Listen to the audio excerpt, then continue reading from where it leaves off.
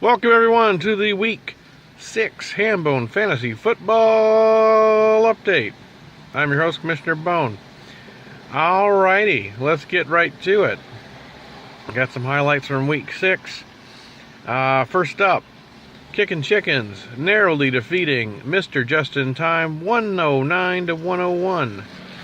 Of course, Chicken was led by LaShawn McCoy, who scored 140 yards from 19 rushes and 3 touchdowns.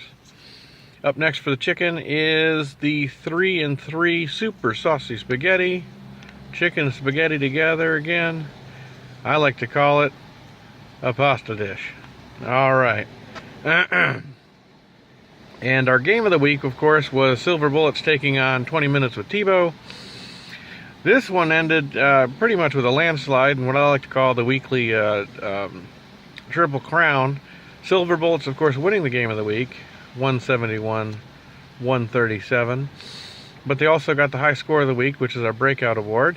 And also were led by Drew Brees, who was the week's MVP. He threw for 465 yards and 4 touchdowns. So I'd be looking for Drew Brees there at the end of the season, probably for a league MVP for the season. Up next for the Bullets, they are taking on the 2-4 Leland Lizards. So good luck to you guys.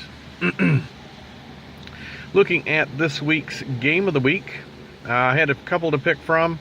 Ended up going with 20 minutes with Tebow taking on the Roman Empire. Roman Empire is leading the Cialis division 5-1 at 5-1, and Tebow is 3-3. So with a win over the Empire, they can move to second place in that division. So good luck to you guys.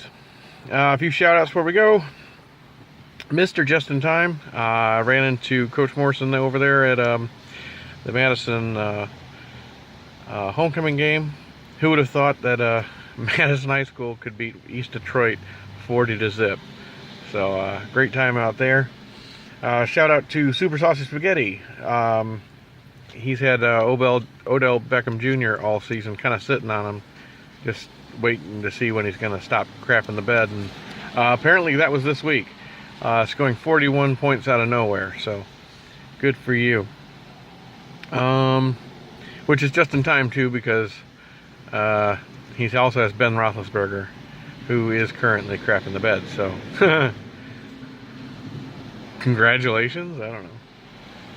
And finally, shout outs. You can put a shout out to my opponent this past week.